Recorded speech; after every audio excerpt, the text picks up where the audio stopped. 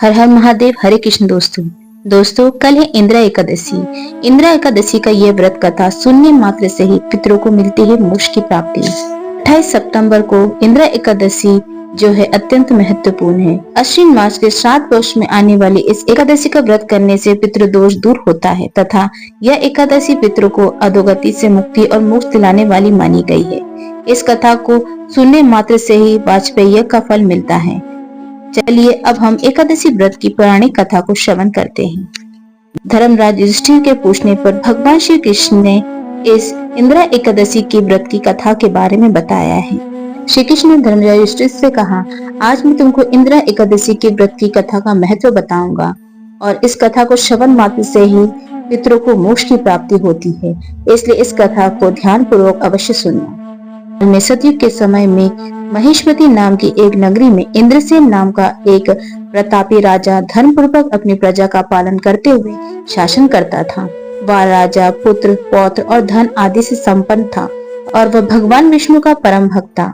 एक दिन जब राजा सुखपूर्वक अपनी सभा में बैठा था तो आकाश के मार्ग से महर्षि नारद उतरकर उनकी सभा में आए।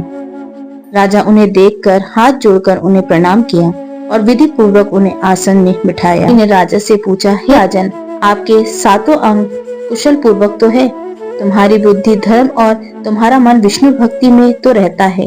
देवर्षि नारद की ऐसी बातें सुनकर राजा ने कहा, हे महर्षि, आपकी कृपा से मेरे राज्य में सब कुछ कुशल है तथा मेरे यज्ञ कर्म आदि होता रहता है। अपने आने का कारण कहिए। तब ऋषि ने कहा, हे राजन, आप आश्चर्य देने वाले मेरे वचनों को सुनिए। मैं एक समय ब्रह्मलोक से यमलोक को गया। वहाँ श्रद्धा पूर्वक यमराज से पूजित होकर मैंने धर्मशाला तथा सत्यवान धर्मराज की प्रशंसा की।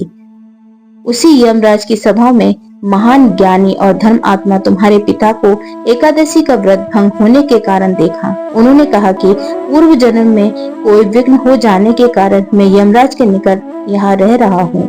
मेरे पुत्र से यह कह देना कि अश्विन श्री कृष्ण पक्ष की एकादशी का व्रत मेरे निमित्त करो तो मुझे स्वर्ग की प्राप्ति हो सकती है। इतना सुनकर राजा ने कहा, हे महर्षि, आप इस व्रत की विधि मुझे बताइए जिससे मैं अपने पिता को स्वर्ग लोक की प्राप्ति प्रदान कर सकूं।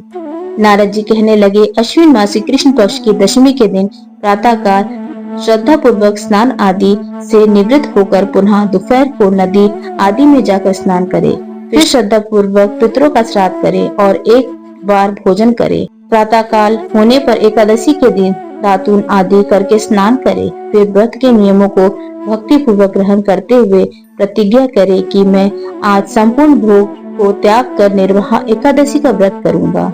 हे अच्युतन्य, हे कृष्ण, आपकी शरण में हूँ, आप मेरी रक्षा कीजिए। इस प्रकार नियम पूर्वक शालिग्राम की मूर्ति के आगे विधि पूर्वक श्राद्ध करके योग ब्राह्मणों को फलाहार का भोजन कराएं और दक्षिणा दे। पितरों के श्राद्ध से जो बचा हुआ है उससे सूंघ कर गो को दे दे तथा धूप दीप गंध पुष्प नैवेद्य आदि सब सामग्री से ऋषिकेश भगवान की पूजा करे। रात्रि में भगवान के निकट जागरण करे। इसके पश्चात द्वादशी के दिन प्रातः काल होने पर भगवान श्री कृष्ण की पूजा करे, ब्राह्मणों को भोजन कराए। भाई बंधु स्त्री और पत्नी सहित आप भी मौन होकर भोजन करें। नारद जी कहने लगे, हे राजन, इस विधि विधान के साथ अगर तुम एकादशी के व्रत को करोगे तो तुम्हारे पिता को अवश्य ही स्वर्ग लोक की प्राप्ति होगी। इतना कहकर नारद मुनि अंतर्ध्यान हो गए। नारद जी के कथन अनुसार राजा द्वारा अपने बांधवों तथा दासों सहित व्रत करने का आकाश से पुष्प वर्षा हुई और उस राजा के पिता को गरुड़ पर चढ़कर विष्णु लोक को चले गए। राजा इंद्रसेन भी एकादशी के प्रभाव से निष्कंठ राज्य करके अंत में अपने पुत्र को सिंहासन पर बिठाकर स्वर्ग को चले गए। हे युधिष्ठिर, यह इंदिरा एकादशी के व्रत का महत्व मैंने तुमसे कहा। इसे पढ़ने और सुनने से मनुष्य के सभी पाप छूट जाते हैं और सब प्रकार के भोगों को भोग कर वो वैकुंठ को प्राप्त होता है।